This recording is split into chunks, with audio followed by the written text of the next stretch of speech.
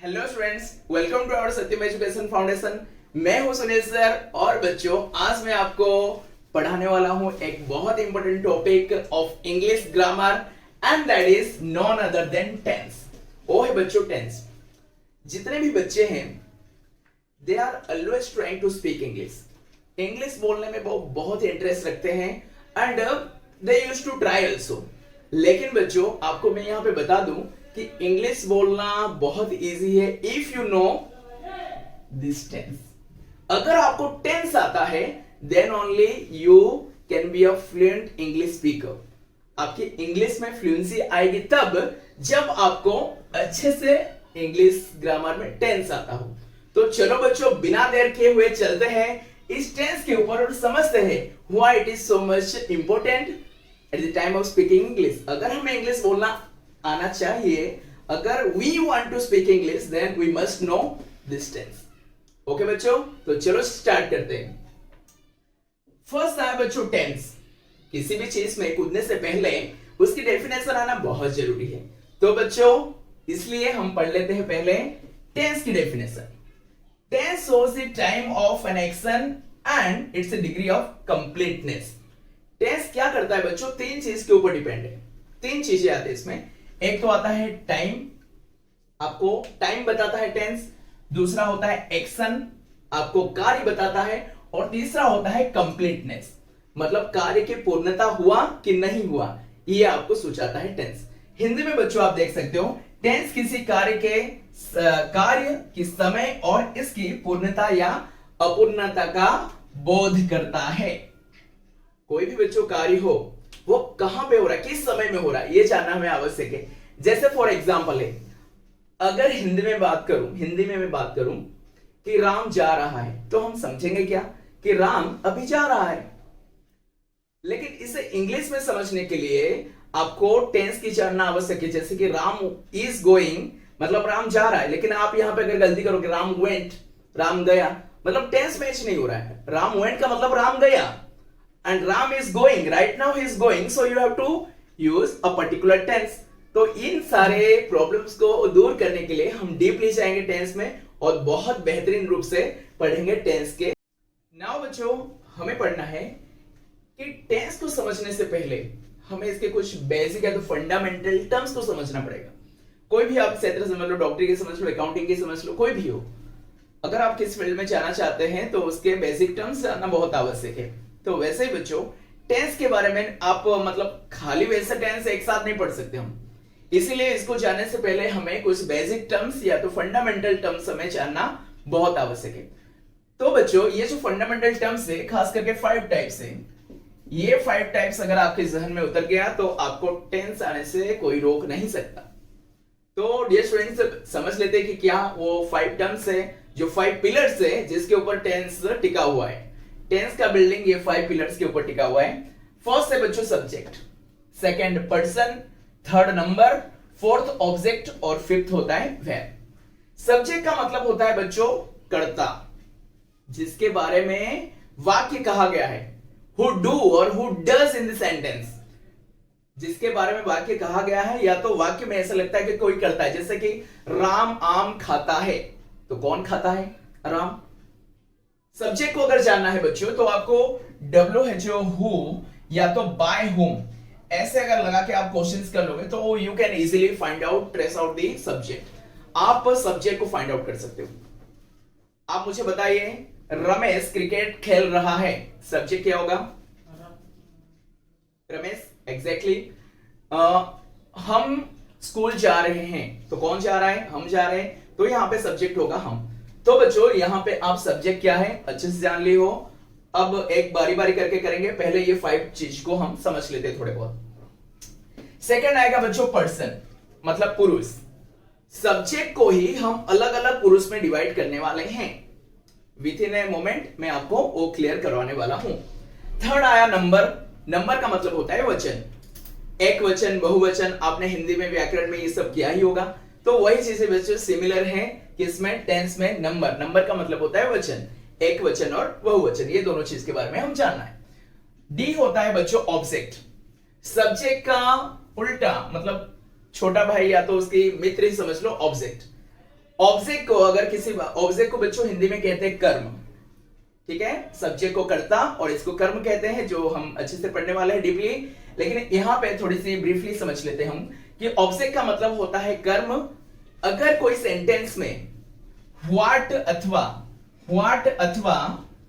whom, what मतलब क्या, whom मतलब किसे, व्हाट और whom लगा के अगर हम क्वेश्चन करते हैं और जो हमें आंसर मिलता है वो होता है हमारी ऑब्जेक्ट।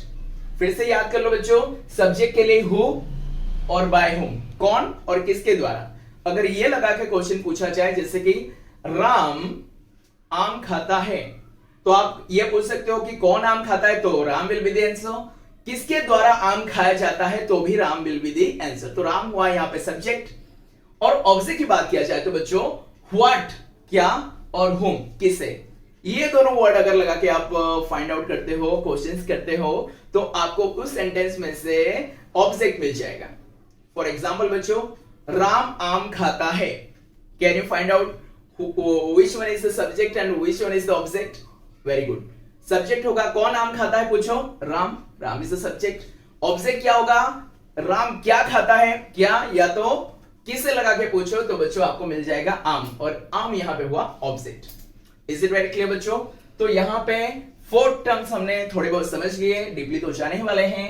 नेक्स्ट आता है वेयर। और बच्चों आप यहां पे बोल सकते हो सर होम लगा के तो आपने पूछा ही नहीं, तो मैं पूछ देता हूं।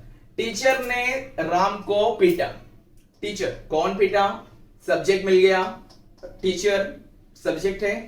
टीचर ने किसे पीटा, राम को पीटा, तो होम लगा के जब आपने क्वेश्चन किया तो आपको बच्चों ऑब्जेक्ट मिल जा रहा है। Is it very clear? तो चलो बच्चों चलते हैं, जो 5th वन है ई नंबर में है where. Where is the word which denotes some action और स्टेट। आपको तो पता ही है, बचपन से आप वेयर पढ़ते आ रहे हो।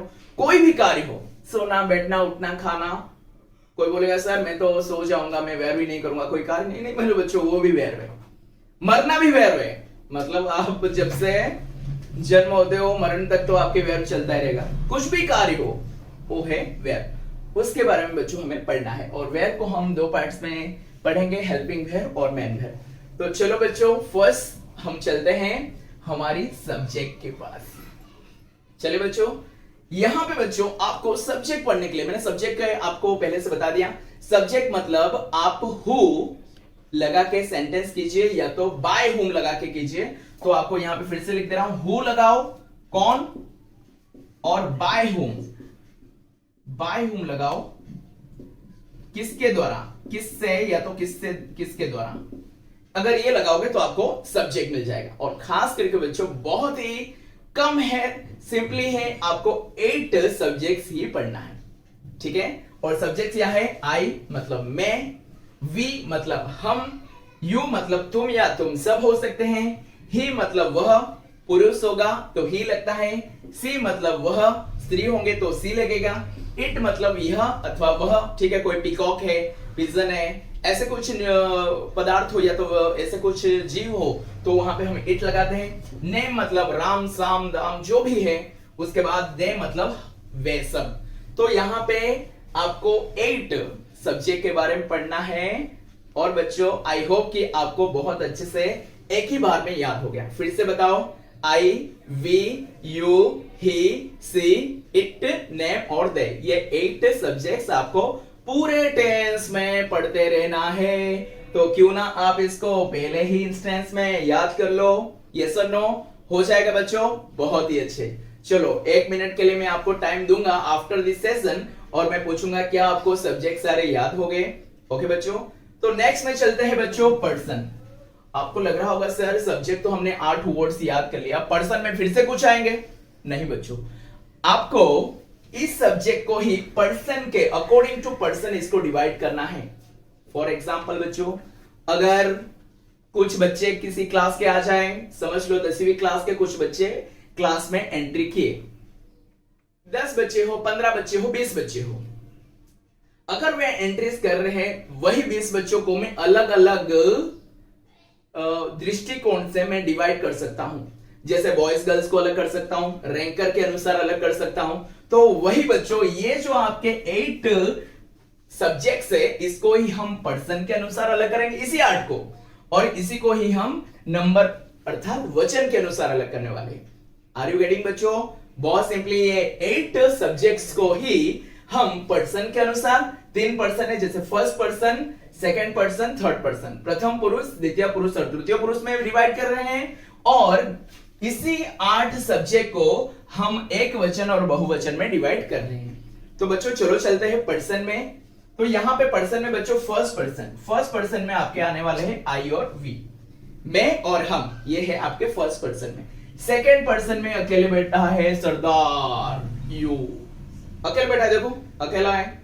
और थर्ड पर्सन में पूरा भरा है 5 के 5 सब्जेक्ट्स, याद हो गया। फर्स्ट में बच्चों आई और वी, और सेकंड में आई वी मतलब मैं और हम, यू तुम मतलब अकेले रह गए, ही सी इट नेम दे, ये 5 रह गए आपके थर्ड पर्सन में।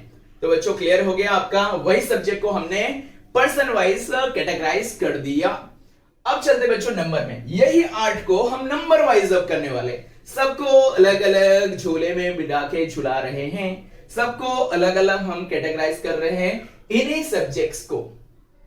वेरी इजी बच्चों, वेरी क्लियर। तो चलो इन्हीं सब्जेक्ट को अब दूसरे एक मापदंड पे बिठाते हैं और देखते हैं भाई आप कैसे डिवाइड होते हो। तो हमने सिंगुलर और प्लूरल के अंतर्गत डिवाइड करने की कोशिश किया। तो बेटा सिंगुलर में कौन कौन आ गए बताओ? इसी 8 में से आई आ गया, आई मतलब मैं अकेला, यू मतलब तुम भी अकेला, ही मतलब वे भी अकेला, सी मतलब वे भी अकेली, इट मतलब वह जो है वो भी अकेले को ही समझा रहा है, और नेम किसी का नाम आए, राम श्याम दाम जो भी आए, कोई अकेले ही पर्सन को समझाता है। तो यहां पे बच्चों बहुत सिंपल से आप समझ गए, सब्जेक्ट को अगर आप सिंगुलर के हिसाब, सिंगुलर और प्लूरल मतलब नंबर के अनुसार डिवाइड करो, तो सिंगुलर के साइड क्या क्या रह जाने वाले हैं? आई, यू, ही, सी, इट और नेम अकेले। और बच्चों यहाँ पे बहुवचन जैसे वी मतलब हम बहुत सारे, यू मतलब तुम सब। यहाँ पे बच्चों आप एक नोटिस कर सकते हो, बच्चों के दिमाग में क्वेश्चन आ सकता है कि सर यहाँ पे यू लिखे हो, यहाँ पे यू के लिखे हो। तो बच्चों ये जो यू होता है, यू का मतलब आप भी हो सकते हैं और यू का मतलब आप सब भी हो सकते हैं, ठीक है। लेकिन आपको उसके लास्ट में लगा हुआ वर्ड से आपको पता चलेगा कि बहुत सारे जन है कि एक जन है। For example you are a boy, आप एक बालक हो, अगर ये है तो बच्चों ये जो यू है ना ये सिंगुलर है, लेकिन यू आर बॉयज तो यहां पे यू है प्लूरल। तो इसीलिए बच्चों नंबर के अनुसार अगर यू को डिवाइड किया जाए दोनों तरफ यू रहने वाला है। समझ में आ रहा है? Very clear. तो बच्चों यहां पे हमने कवर कर लिया सब्जेक्ट को। बताओ क्वेश्चन एक सेंटेंस में क्या क्वेश्चन कह के अगर क्वेश्चन पूछोगे तो आपको सब्जेक्ट मिलेगा। बच्चों क्या होगा? हु और बाय हूं, कौन और किसके द्वारा, तो आपको सब्जेक्ट्स मिल जाएंगे उस सेंटेंस में से। पर्सन तो बच्चों आप समझ ही गए, पर्सन की दृष्टि से अकॉर्डिंग टू पर्सन आप इन सब्जेक्ट्स को कैसे डिवाइड कर रहे हो, और अकॉर्डिंग टू नंबर आप इन सब्जेक्ट्स को किस प्रकार से डिवाइड कर दो। तो बच्चों अगर आप सब्जेक्ट, पर्सन और नंबर के बारे में बहुत अच्छे से देख लिए हो, समझ गए हो, तो यहाँ पे मैं आपको कुछ क्वेश्चंस पूछ रहा हूं और देखता हूं कि आप कितने परफेक्टली इसको याद कर लिए हो।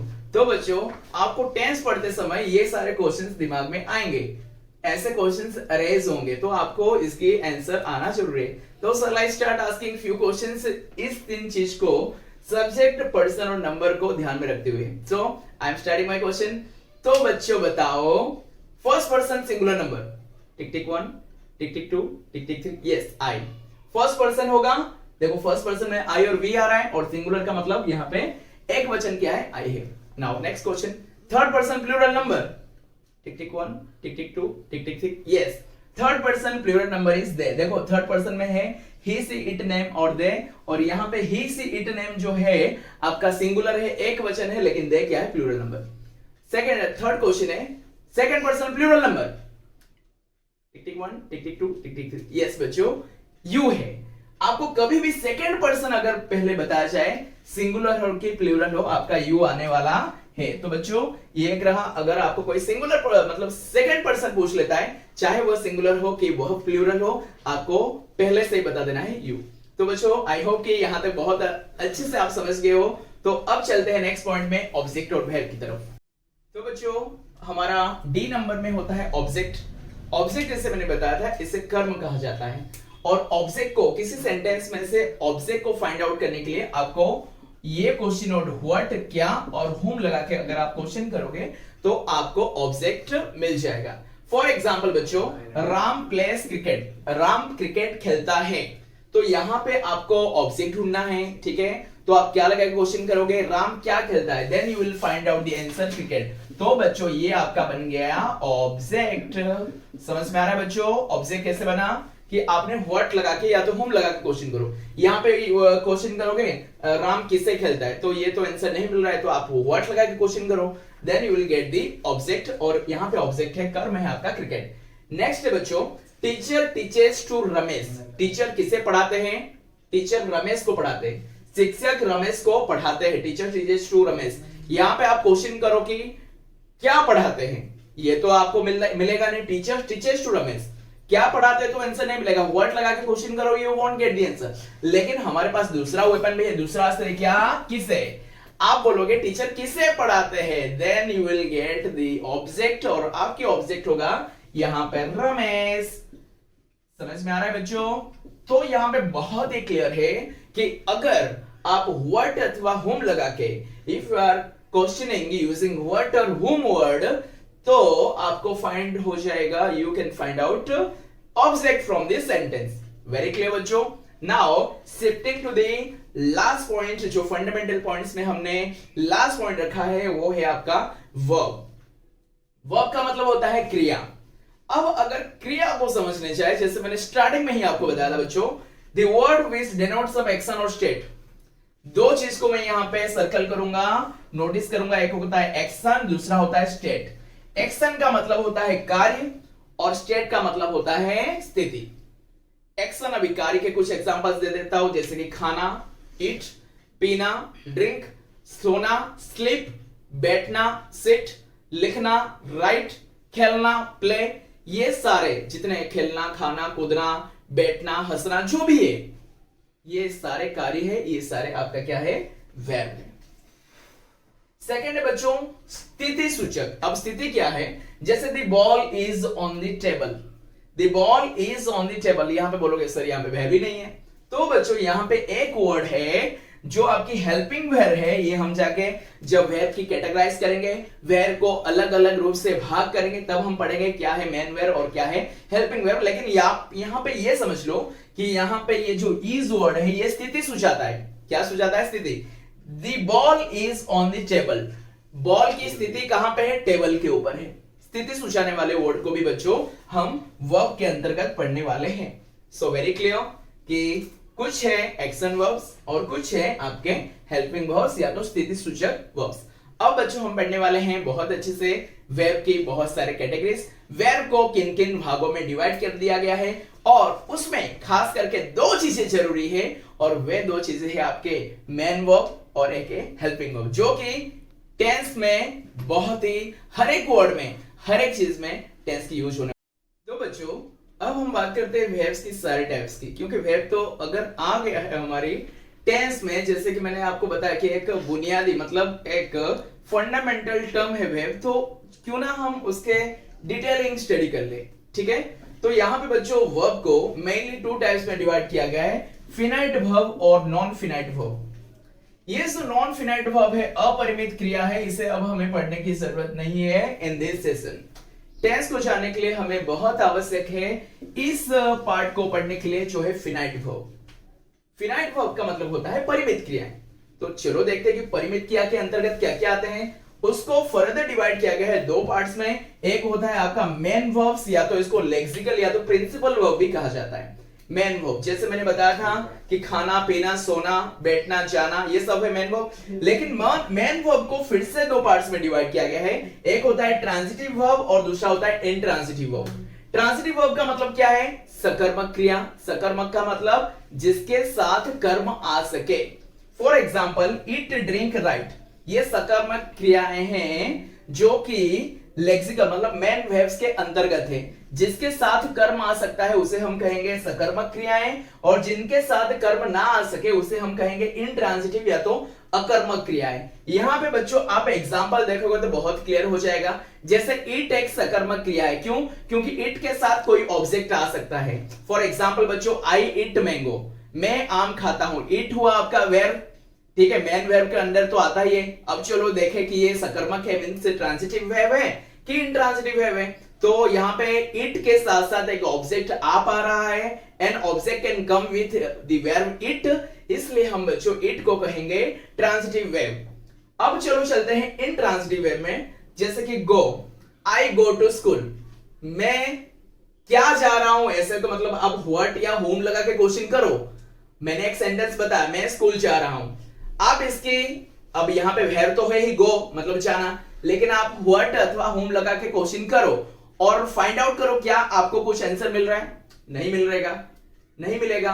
इसका मतलब है जो आपका गो वर्ब है, यह वर्ब के साथ आपका ऑब्जेक्ट नहीं आ सकता, और इसलिए इस गो को हम क्या कहेंगे? इंट्रांजिटिव वर्ब कहेंगे, अकर्मक क्रिया। वैसे ही जैसे कम मतलब आना, क्या आ रहे हो, किसे आ रहे हो, ऐसे नहीं हो सकता। तो ये बच्चों गो कम स्लीप, सोना, आई एम स्लीपिंग, तो क्या सो रहे हो, ऐसे कुछ हो सकता है क्या?